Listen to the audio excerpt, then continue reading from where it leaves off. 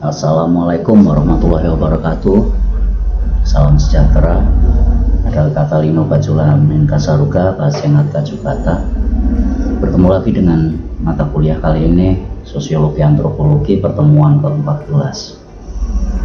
Di pertemuan ke-14 ini akan melengkapi pertemuan-pertemuan yang lalu yang tentang bagian kita bahas bagian yang paling terakhir mengenai pertemuan antar budaya, pertemuan beberapa kebudayaan atau unsur-unsurnya, dan kemudian memberikan beberapa hasil.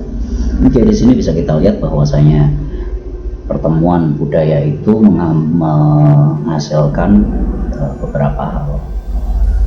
Oke, di sini kita disebutkan ada akulturasi, asimilasi, dan sinkretisme. Oke, langsung saja secara cepat pengertian mengenai akulturasi. Akulturasi di sini adalah bertemunya unsur kebudayaan dari beberapa budaya. Namun demikian, identitas karakteristik dari bagian-bagian budaya yang bertemu dan melebur tersebut masih tampak. Jadi budaya-budaya aslinya masih tampak. Seperti dalam sistem kesenian, kalau saya ambil contoh yang dari luar-luar sana mungkin Anda tidak paham atau kurang begitu kamtusen di pikiran Anda. Ini saya berikan contoh di sini. Unsur kesenian dalam arti tarian adalah tari Bidayuh. Di situ mungkin sebagai salah satu contoh akulturasi, walaupun itu sebetulnya cukup dipaksakan karena ketika tidak ada konflik antar etnis di Kalimantan Barat ini, tari Bidayuh tersebut tidak akan muncul.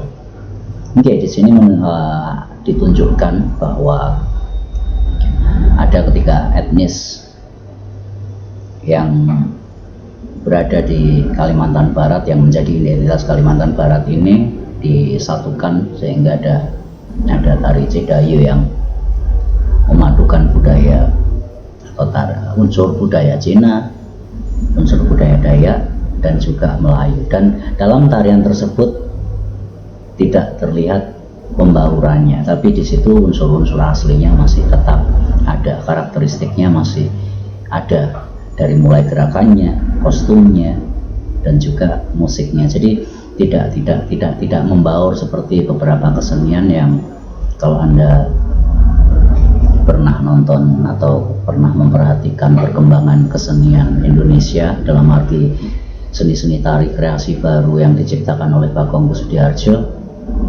itu hampir semuanya dan menjadi sebuah identitas baru, sebuah ciri baru yang sering disebut dengan kebudayaan Indonesia atau budaya Indonesia, dan itu semua diambilkan dari berbagai etnis yang ada di Indonesia. Atau misalnya seperti beberapa unsur lagu seperti opera yang biasa diciptakan oleh Guru Soekarno Putra, Titip Puspa, dan lain sebagainya. Seandainya Anda punya perhatian terhadap hal itu, pasti Anda tahu, bisa membedakan bagaimana tari Bidayuh dan juga karya-karya yang nasional, karya-karya nasional tersebut yang memang diciptakan untuk membentuk budaya Indonesia yang penuh keanekaragaman. Dan di situ ada sebuah penyatuan.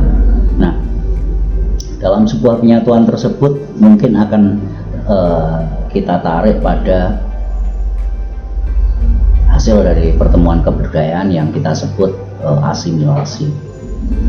Di sini asimilasi pertemuan beberapa unsur budaya yang dimana kemudian hal itu menjadi budaya, seakan-akan merupakan budaya baru atau menjadi budaya baru, di mana ciri-ciri dari atau karakteristik dari budaya-budaya asli yang membaur tersebut sudah tidak begitu nampak atau malah menjadi identitas baru atau semacam ya budaya baru. Nah, seandainya Anda itu tadi saya sebutkan di karya-karya, kalau untuk seni di karya-karya Bagong Kussudiardja almarhum, terus kemudian beberapa lagu dari Titiek Puspa ataupun Guru Soekarno Putra. Ini salah satu contoh yang paling nampak saja. Dan di sini saya mengambil contoh, walaupun ini sebetulnya akan saya gunakan sebagai contoh untuk sinkretisme, namun demikian ini sangat-sangat nampak. Dalam arti di sini contohnya adalah kejawen sebagai sistem kepercayaan masyarakat Jawa. Tapi ciri-ciri dari budaya aslinya itu sudah tidak terlalu nampak. Seperti Gunawan Muhammad, budayawan, mengatakan bahwa kejawen itu merupakan interpretasi dari tasawuf yang dilakukan oleh masyarakat Jawa, dan dari tasawuf tersebut itu merupakan sebuah wadah di mana segala macam kepercayaan seperti ajaran-ajaran Hindu, ajaran Buddha, dan juga ajaran-ajaran hakikat makrifat itu berada dalam dalam kepercayaan tersebut. Dan ciri aslinya seperti ciri kearaban, ciri kehinduan yang India atau Buddhisnya itu tidak terlalu nampak, walaupun ketika ditelusur ajaran-ajaran tersebut atau pada ada, tapi tidak menggunakan bahasa aslinya, sudah diserap menggunakan bahasa Jawa. Dan hampir seperti misalnya salah satunya adalah wayang, misalnya dalam cerita wayang, baik itu Mahabharata ataupun juga Ramayana, yang karena itu sudah mengalami reinterpretasi dari masyarakat Jawa, dan itu menjadi miliknya ketika itu diabadikan sebagai warisan budaya tak benda, itu dia bisa diakui, walaupun sering juga dicuri oleh beberapa bangsa yang tidak mempunyai identitas negara tetangga. Dan di sini juga sudah menjadi kebudayaan yang berbeda, bahkan beberapa paham atau beberapa aliran yang berusaha memurnikan suatu agama itu mengatakan bahwa itu adalah bukan merupakan sebuah agama atau kepercayaan, dan tidak ada hubungannya dengan beberapa kepercayaan yang sekarang sedang akan dimurnikan kembali, dan